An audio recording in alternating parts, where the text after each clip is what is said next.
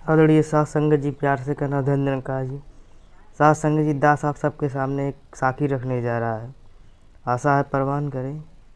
साखी का शीर्षक है गुरु का आशीर्वाद। आलोक कुमार बहुत ही ऊंचे विचारों वाला व्यक्ति था। सेवा सुमिरन सत्संग उसके जीवन के श्रृंगार थे और आधार भी नाम की कमाई उसका ध्येय था। सत्य के मार्ग पर चलते हुए नेक कमाई करके अपने बाल बच्चों का पेट पालता था। सारा दिन मेहनत मजदूरी करके जो कुछ वह कमाता उसी से कुछ सतगुरु की सेवा में लगाता और कुछ गृहस्थ को चलाने में। जितना समय उसके पास होता है गुरु महाराज के चरणों में गुजार देता। संतों की सेवा वह जी जान से करता। गुरु जी भी उसके सच्चे और सुच्चे जीवन से बहुत प्रसन्न थे।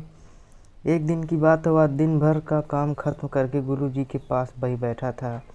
इतने में एक और महात्मा साजू के वहाँ आए, गुरु जी को नमस्कार की और विनम्र विनती, सच्चे पातशाह, कल हमारे बेटे का जन्मदिन है, आप स्वयं पधारें, कल हमारे परिवार और बेटे के आशीर्वाद देने की कृपा करें। गुरु जी अगले दिन कुछ व्यस्त थे। उन्होंने एकदम फरमाया, भाई साहब मेरे पास तो समय नहीं होगा, या महात्मा ही आपके घर पहुंच जाएंगे। गुरु जी ने पास बैठे आलोक जी की ओर इशारा करते हुए कहा। वह महात्मा से चले गए। दूसरे दिन उस महात्मा घर बहुत ही चहल पहल थी। मेहमानों की सेवा में कोई कमी न थी। एक और बच्ची की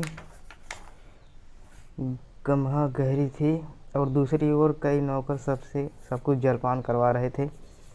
इसी रौनक व चहल पहल आलोक कुमार जी साधारण कपड़े पहने वहाँ पहुँचे। वह एक कोने में खड़े रहे। नौकरों ने भी उनको और ध्यान न दिया। घर वालों भी इधर उधर व्यस्त थे। आलोक कुमार जी तो सतगुरु का हुक्म मान कर ही वहाँ गए थे।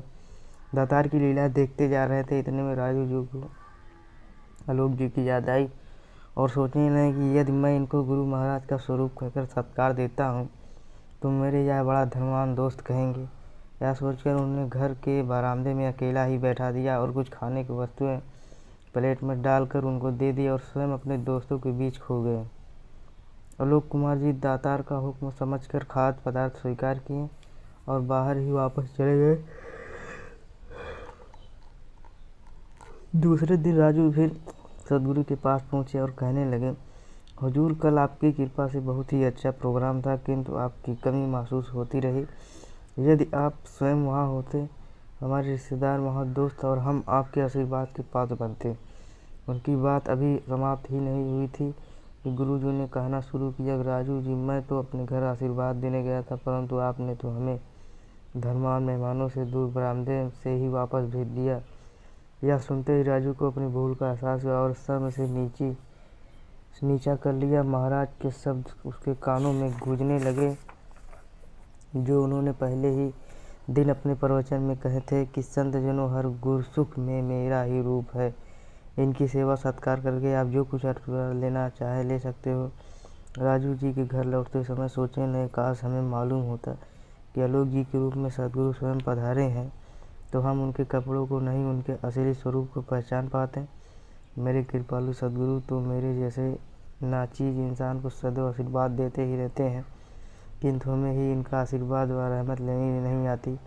मेरे रिश्तेदारों ने दोस्तों के मेरे बच्चों को तोहफे दिए, वह तो कुछ दिनों पुराने हो गए, टूट भी जाएंगे, लेकिन यदि मैं बच्चों को आलोक जी से गुरु जी का आशीर्वाद दिलाता तो उसकी तकदीर बदल जाती। आशीर्वाद वह पूंजी है जो कभी खर्च करने से कम नहीं होती है।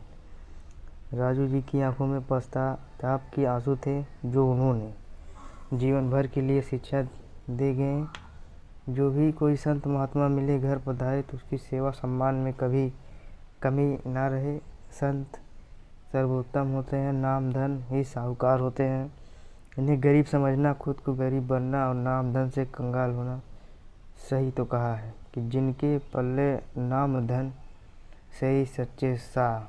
राज संगत जी, प्यार से कहना धन्यवाद।